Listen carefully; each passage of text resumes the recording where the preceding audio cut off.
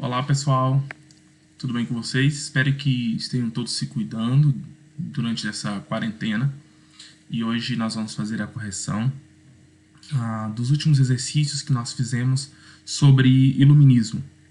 Antes de nós começarmos a falar sobre a correção propriamente dita, eu acho que é importante a gente retomar um pouquinho os conceitos básicos sobre iluminismo para que facilite na hora da correção para vocês aí até entenderem melhor. Espero que vocês tenham registrado os mapas mentais que eu mandei para vocês, tenham aberto os materiais de apoio, lido e assistido, porque é só assim que nesse momento a gente vai conseguir facilitar o aprendizado de vocês. Lembrando a vocês que eu estou à disposição para qualquer dúvida, podem me mandar mensagem, e-mail, o que for mais fácil para vocês. Estou sempre à disposição.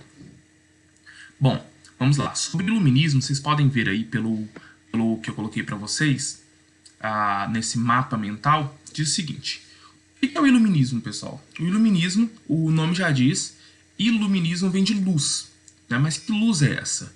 O iluminismo foi aqui, se vocês perceberam, o que foi? Foi um movimento intelectual que surgiu na Europa lá no século XVIII, né? Conhecido então como o século das luzes. Por que o século XVIII é o século das luzes? Porque é o momento em que os filósofos europeus, principalmente nós estamos falando de Inglaterra e França, primeiro dentro da Inglaterra, em que alguns pensadores começaram a questionar o antigo regime. O que é o antigo regime? É a forma absolutista que antes a Europa se organizava. O que é absolutismo? O governo centrado na mão dos reis. Era quando lá o monarca, o rei, ele controlava tudo. Ele tinha o direito divino a governar, ou seja, Deus tinha escolhido ele. Portanto, ele controlava o exército, controlava a religião, controlava a sociedade. E os iluministas, eles começaram a questionar essa organização social, o absolutismo. E eles começaram a pensar, olha, nós temos que, já estamos no século XVIII, nós já não somos homens e mulheres medievais. Aqui as mulheres eu estou incluindo por minha conta, né? Porque na verdade nós sabemos que a história é solitária do masculino. Eles pensavam assim, olha, nós temos que sair desse movimento em que só pensa que os reis governam porque Deus assim o quis. Nós estamos muito apegados às questões religiosas. E aí os iluministas, eles começam a falar, nós temos que defender a razão. Temos que ser racionais. Então essa é a grande defesa, né? O que eles defendiam? O uso da razão, por eles denominada de luz, porque traria essa clareza, né?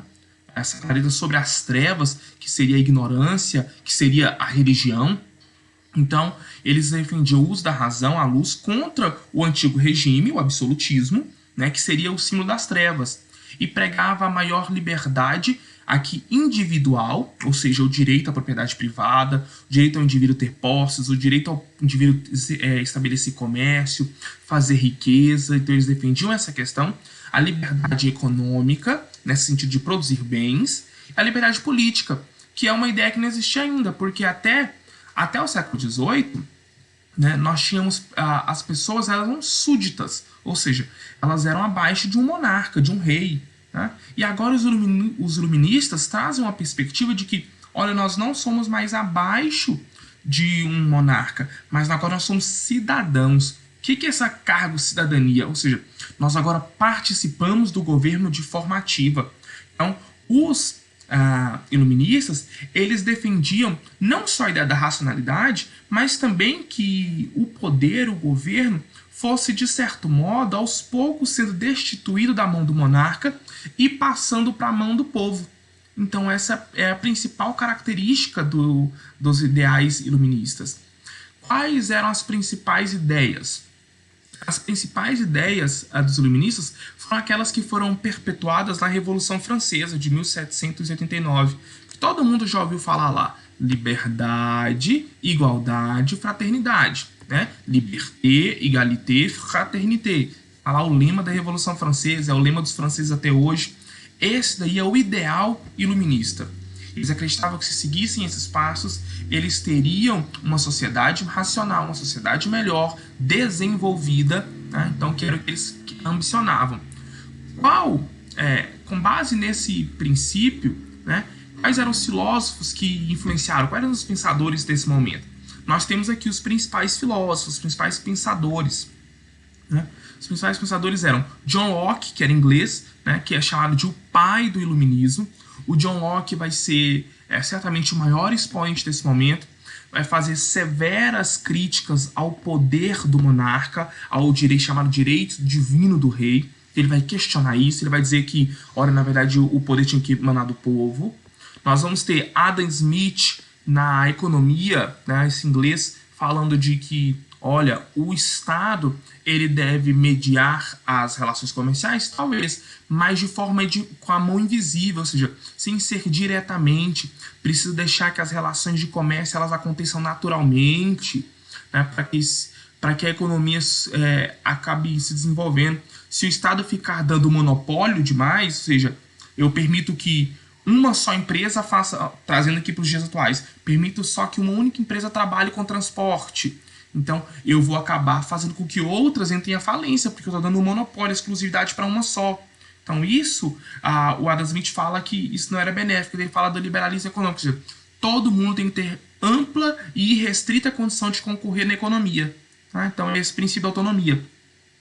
O Barão de Montesquieu, que nós conhecemos até os dias de hoje, porque toda a nossa organização democrática surge a partir do princípio dele, que é qual?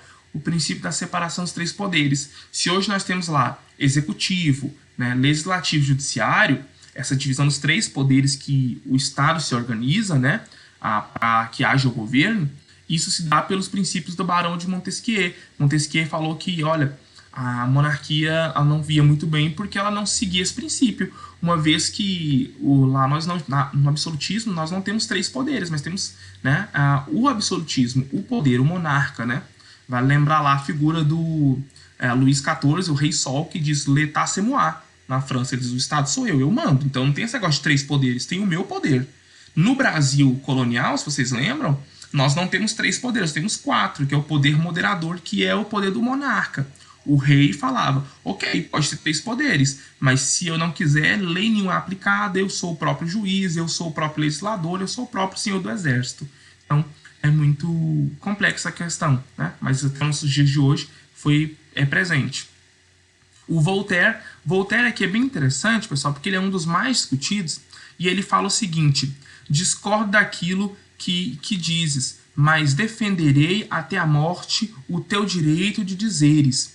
O que ele queria dizer com isso? O Voltaire é o maior símbolo da ideia de liberdade individual, que é a liberdade de expressão, de fala. Se hoje nós podemos ter a ampla e restrita circulação de ideias, muito é porque esses pensadores defenderam isso, e o Voltaire é um dos principais. Né? Diderot, que é um enciclopedista, o que era isso? Naquele momento, Diderot, D'Alembert, eles eram pessoas que a circulação de livro ainda era muito pequena. Vale lembrar que já temos os tipos móveis de Gutenberg, né? Ou seja, a máquina para fazer o livro já existe, mas ainda é pouca circulação dentro da Europa. Mas aí os enciclopedistas começaram a fazer esses grandes livros, esses dicionários, enciclopédias, que tinham por objetivo explicar o mundo, explicar as relações, as dominações, o poder, o que são cada coisa.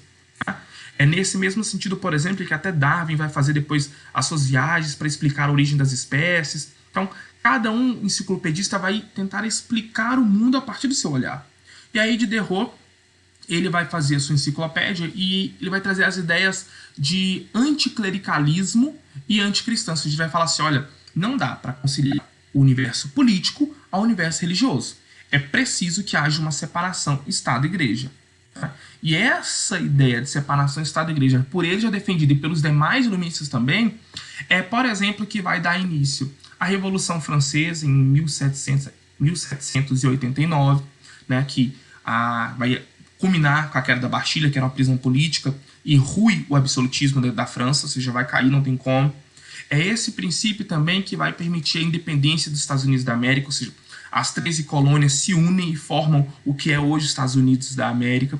Aqui no Brasil, nós vamos ter o princípio da separação do Estado e Igreja e dos três poderes, como base e princípio que vai nortear os republicanos para a formação da República no Brasil, proclamada lá pelo Marechal Deodoro da Fonseca, em 1889, né? E que vai ser também muito defendida, e esse ideário iluminista vai voltar a ser discutido no Brasil, com a Inconfidência Mineira, né? Que era um um movimento de conjuração ali, que eles defendiam o fim da monarquia, tá? E uma nova forma de governo aqui por conta do autoritarismo do monarca brasileiro. Então, essas são algumas influências.